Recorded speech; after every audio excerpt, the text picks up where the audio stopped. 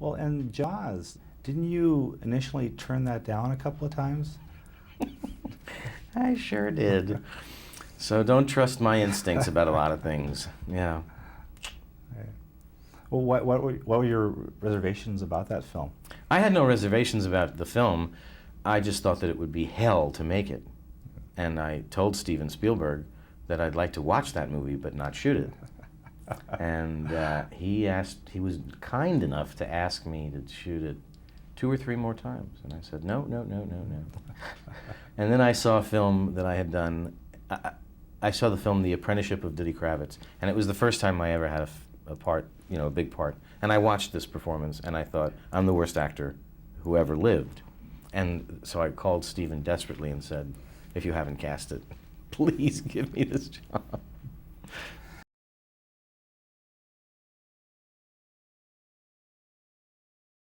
No, I didn't turn. What I did is I didn't accept it. Let me put it that way. Because turning down sounds like you're saying, and that's not what I meant. It's just I didn't like the script or the book, and so I just didn't do it. Didn't think it'd be a hit, eh?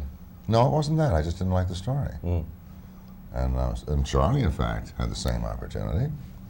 And unfortunately, a friend of ours did do it, Robert Shaw, and I thought he was magnificent in it. And after seeing his performance, I'm glad I didn't. He was great. Far better than I would have done it. Yeah, me too. And every once in a while, you wince a little bit because you know, we used to get 10% of those type of films, and that wouldn't have hurt.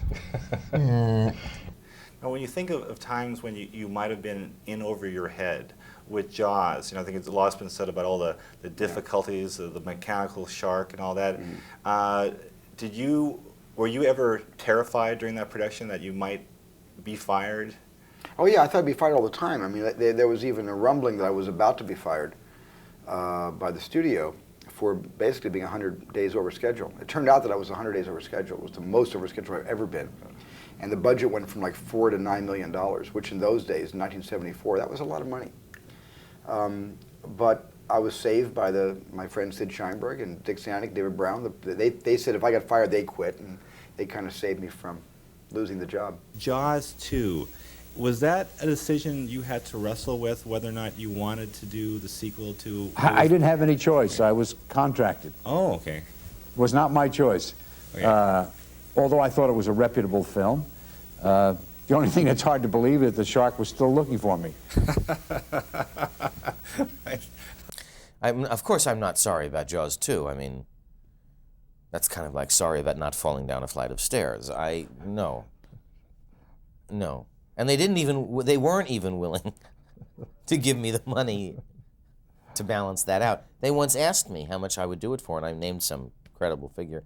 And they turned me down, and they went and made the movie without me. And they said, well, how could you have asked for that much money? And I said, well, you're making a career breaker here. You're going to have to make up for all the films I'm not going to make after I make this movie. I wasn't that small, no. My name was Kelly Bukowski in the movie. I was a ski bunny.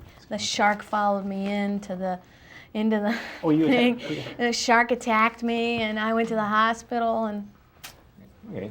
it was a whole thing that happened. Okay. Leah, let's go back to your movie debut, Jaws 3D. Now, what do you remember of that experience, and what was your expectation of what was going to happen? Well, it was my first movie, but I had said that it wasn't, so I was trying to act really cool. And the very first shot I did was, they said, Leah, we've got a little stunt for you to do.